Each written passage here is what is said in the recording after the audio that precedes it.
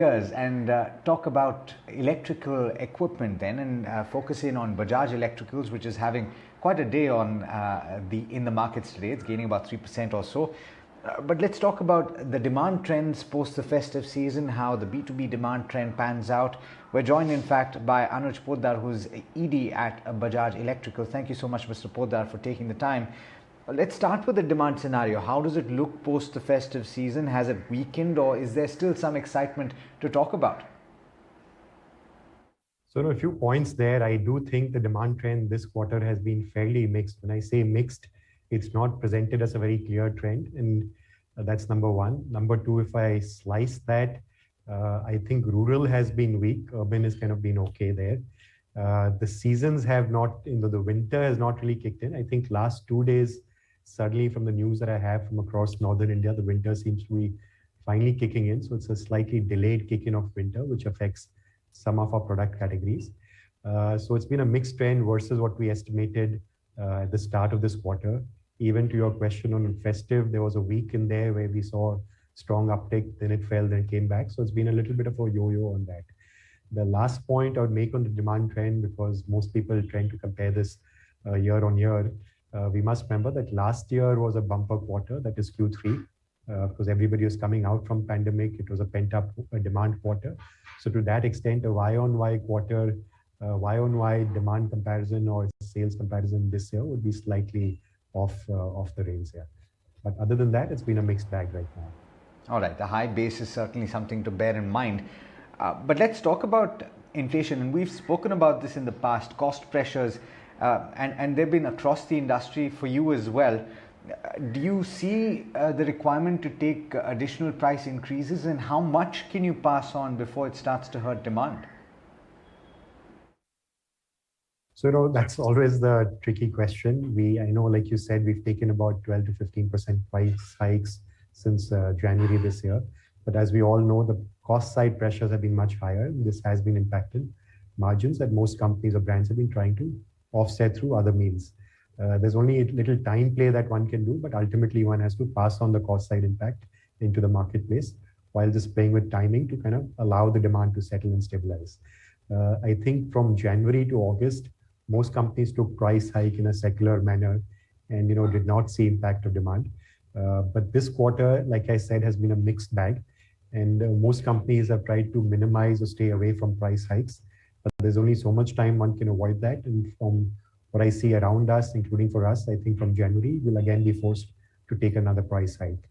In terms of the cost side pressures, commodities, I want to keep my fingers crossed on this, but hopefully we have seen the peak. They seem to be flattening out.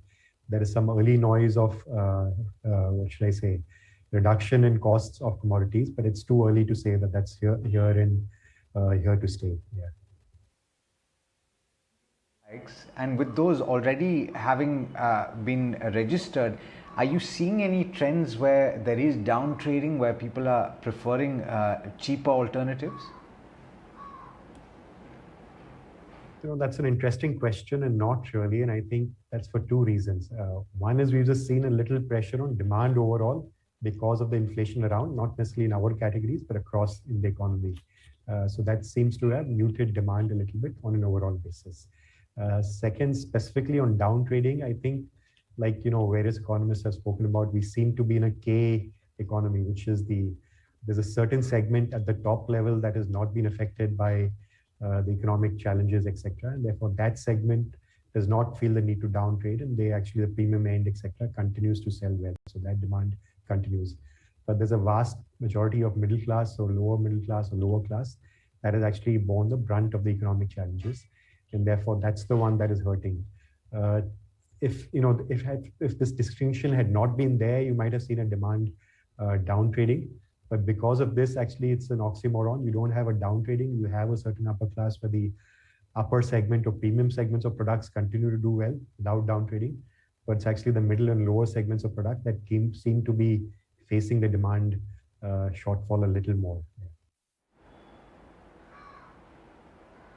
Now, Anuj, one segment or area that seems to have been resilient is the B2B space, where seemingly channel checks are suggesting that you are seeing higher demand. Is that the case for across the board for you? And what is the order book in the segment looking like? So, B2B, I think moves in a more lumpy fashion. So yes, we do have institutional sales model, etc., and we also sell B2G, the canteen store departments, government, etc.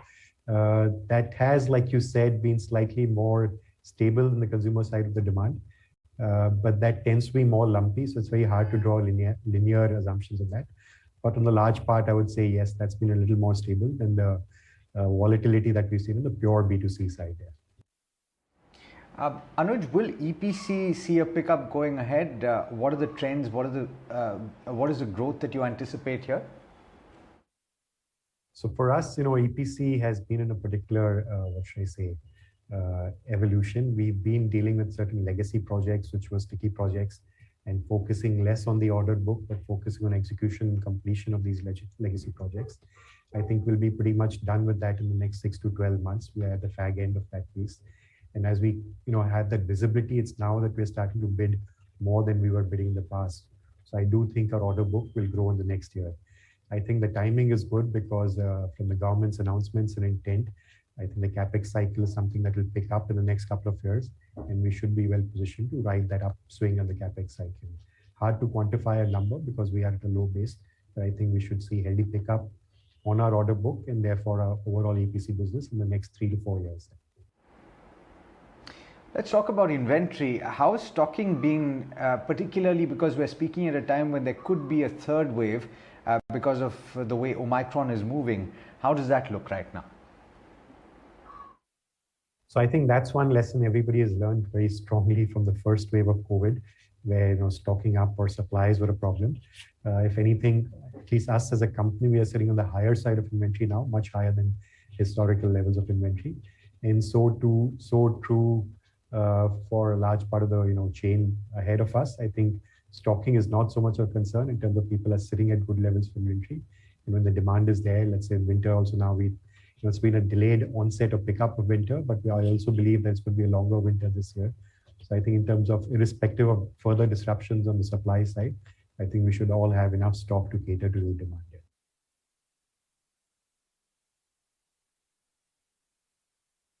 In terms of supply side challenges, we've already spoken about the cost pressures, but is there anything else in terms of supply side problems that you're facing right now?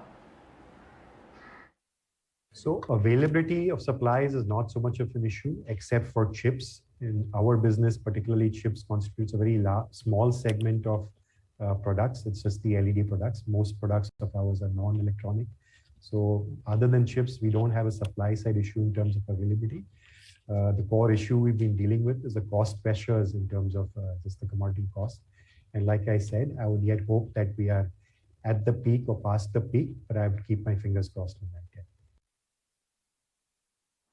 All right, Anuj, thank you so much for taking the time. Wish you all the best and a very happy new year from all of us here at ETNOW. On that note, we're slipping into a short break, but there's more on the other side, so do stay tuned.